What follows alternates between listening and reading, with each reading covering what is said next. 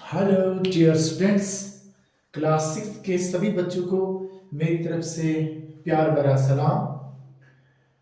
आज हम बात करने वाले हैं मेंसुरेशन एक्सरसाइज 10.3 जो आपके मैथमेटिक्स का चैप्टर 10 है।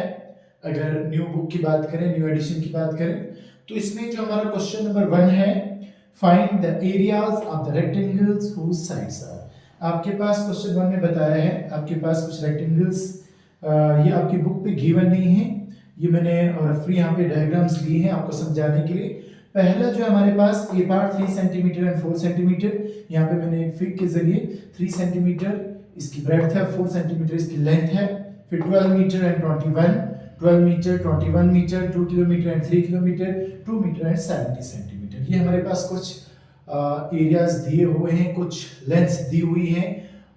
जो हमने इसमें निकालना है, that is we have to find out the area. हमें साइड्स गिवन है और हमें एरिया निकालना है। सबसे पहले आई नो सभी बच्चों को एरिया का फार्मूला तो पता होगा। एरिया ऑफ रेक्टेंगल क्या होता है, यहाँ पे मैं लिखता हूं area of rectangle. Area of rectangle होता है is equal to length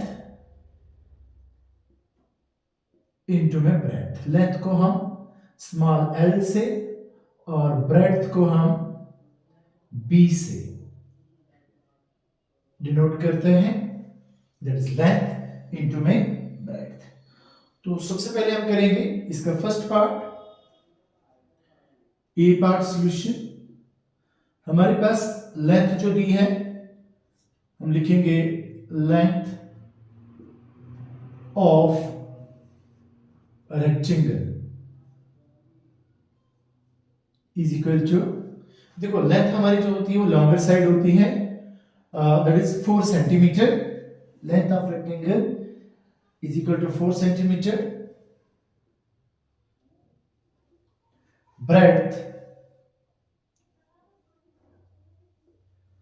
breadth of rectangle is equal to 3 centimetre. ठीक, आप इसको भी लेंथ मान के चल सकते हो और इसको ब्रेड्थ मान के चल सकते हो। लेंथ इंटू में ब्रेड्थ, हमारा जो फार्मूला है वो है लेंथ इंटू में ब्रेड्थ।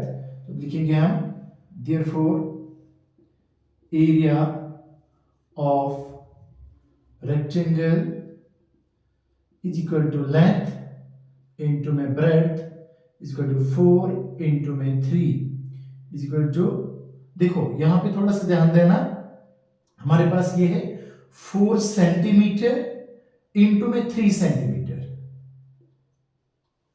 4 3 आर 12 सेंटीमीटर से जब हम सेंटीमीटर को देते हैं तो दैट इज सेंटीमीटर स्क्वायर।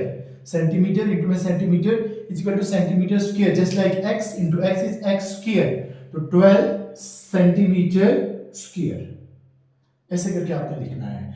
आपके एग्जाम्स में हदर मार्क्स होता है आपकी यूनिट्स का। अगर आप यूनिट नहीं लिख रहे हो, सेंटीमीटर स्क्वायर नहीं लिख रहे हो, तो आपके चांसेस हैं आपके मार्क्स भी कट सकते हैं। तो हमारा आंसर क्या रहेगा, 12 सेंटीमीटर स्क्वायर। बी पार्ट पे जाते हैं। बी पार्ट का सॉल्यूशन 12 मीटर एंड 21 मीटर। हम क्या लिखेंगे, length of rectangle is equal to 12 metre और 21 मीटर, दोनों में से कोई सी भी लेंथ ले सकते हो आप और कोई सी भी ब्रेड्थ ले सकते हो। उसके बाद breadth of rectangle is equal to 21 metre. Area, therefore area of rectangle is equal to length into में ब्रेड्थ। लेंथ है मेरे पास 12 मीटर इंटू में ब्रेड्थ है 21 मीटर। जब हम मल्टीप्लाई करेंगे 12 इंटू में 21 तो हमारे पास आंसर आएगा 12 इंटू में 21 इज 252। 252 मीटर से मीटर बोलेंगे तो मीटर स्क्वायर ये रहेगा हमारा आंसर। उसके बाद इसका सी पार्ट करते हैं। सी पार्ट सॉल्यूशन, हमारे पास जो एरिया गिवन है, ये साइड्स गिवन है, length of rectangle, length of rectangle is equal to 2 kilometer, breadth of rectangle is equal to 3 kilometer. Therefore, area of rectangle is equal to length into my breadth. Length हमारे पास है 2 kilometre into में 3 kilometre is equal to 2 3 are 6 kilometre का square, 6 kilometre square, ये रहेगा हमारा answer. उसके बाद करते हैं इसका D part. D part solution, D part में हमारे पास जो लंबाई दी है, इसमें थोड़ा सा आपने ध्यान देना है। हमारे पास length of rectangle is equal to 2 metre, breadth of rectangle is equal to 70 centimetre. देखो एक मीटर में है और दूसरा सेंटीमीटर में है, तो आप चाहो तो इसको आप कर सकते हो। 70 सेंटीमीटर हमारे पास हो जाएगा, अगर मीटर में कन्वर्ट करेंगे तो हमें पता है 70/100। क्यों हो जाएगा 70/100? क्योंकि हमें पता है 1 metre is equal to 100 centimetre, या 100 centimetre is equal to 1 metre को 70 सेंटीमीटर इज इक्वल टू 70/100। इससे ये 0 खत्म हो जाएगा। 7/10 को हम क्या लिख सकते हैं, इज इक्वल टू 0.7 मीटर। तो अब हमने दोनों वैल्यूज को मीटर में कन्वर्ट किया। Therefore area of rectangle is equal to length into में ब्रेड्थ। लेंथ आ गई 2 मीटर, ब्रेड्थ आ गई 0.7 metre is equal to 2 into में 0.7 होता है 1.4 मीटर, से मीटर को तो मीटर स्क्वायर आंसर। तो ये हो गया आपका, बहुत सिंपल से क्वेश्चंस हैं, आपने कुछ भी नहीं करना है। आपने ए बी सी और डी चारों पार्ट्स में आपने क्या किया, एरिया फाइंड किया, और एरिया का आपने एक फार्मूला याद रखा। एरिया का फार्मूला क्या होता है, area of rectangle is equal to length into में ब्रेड्थ। लेंथ होता है L और ब्रेड्थ है B। That's it. ये आपकी फिगर्स आ गई, इन सब का एरिया आ गया। ये हो गया आपका क्वेश्चन नंबर 1 कंप्लीट। अब हम बढ़ते हैं क्वेश्चन नंबर 2। तो अब हम अपना नेक्स्ट क्वेश्चन कंटिन्यू करते हैं। हमारा ये जो है क्वेश्चन नंबर 2।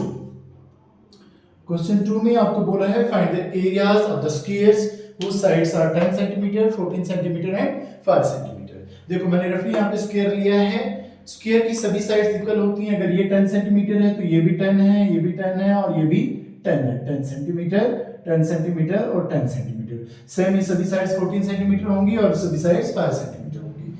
अब सबसे पहली चीज हमें एरिया फाइंड करना है, तो आपको पता होना चाहिए एरिया ऑफ स्क्वायर क्या होता है। एरिया ऑफ स्क्वायर, ये फार्मूला आपने याद रखना है।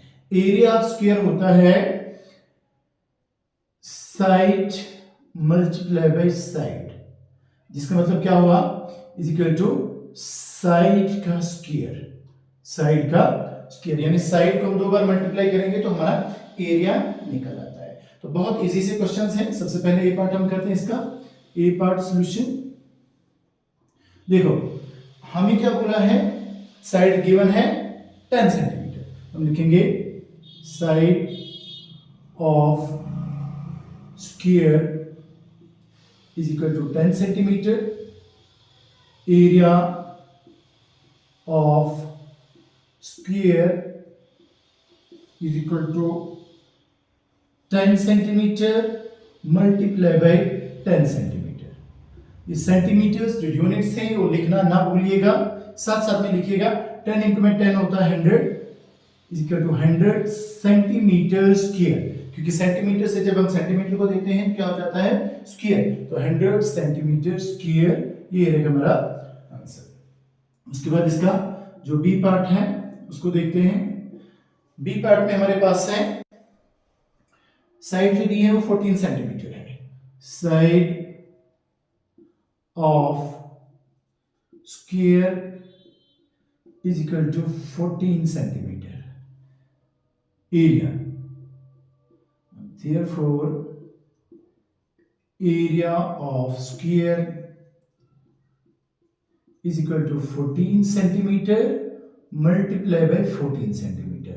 14 into में 14 जब आप मल्टीप्लाई करोगे तो हमारे पास आएगा 196 सेंटीमीटर इंटू सेंटीमीटर हो गया सेंटीमीटर स्क्वायर, तो हमारा आंसर आया 196 सेंटीमीटर स्क्वायर। उसके बाद इसका सी पार्ट है, साइड ये है 5 सेंटीमीटर, तो सिंपली आप क्या करोगे, आप लिखोगे side of square is equal to 5 centimetre, therefore area of square is equal to side का स्क्वायर, ठीक, साइड का स्क्वायर तो 5 इंटू में 5 इज इक्वल टू 25। अब देखो साइड्स में सेंटीमीटर नहीं लिखा मैंने, तो आपने लिखना है 5 सेंटीमीटर इंटू में 5 centimetre is equal to 25 centimetre square answer. तो पहली चीज आपने क्या रखना है यार, एरिया ऑफ स्क्वायर का फॉर्मूला साइड इंटू में साइड। यहाँ पे इसको एक बार आप लिख भी सकते हो साथ साथ में, एरिया ऑफ स्क्वायर यहाँ पे आप लिख सकते हो इज इक्वल टू साइड का स्क्वायर, ठीक। फिर आ गया हमारा ये, यहाँ पे भी area of square, area of square is equal to side का स्क्वायर, यानी एस का स्क्वायर, एस क्या हमारी साइड, इसका 14 इंटू में 14, सेम यहाँ पे भी इसका साइड का स्क्वायर, इसका 5 इंटू 5 सेंटीमीटर इंटू 5 सेंटीमीटर इसका 25 सेंटीमीटर स्क्वायर आंसर। तो ये आपने याद रखना है। ये हो गया आपका क्वेश्चन 1 और क्वेश्चन 2 कंप्लीट।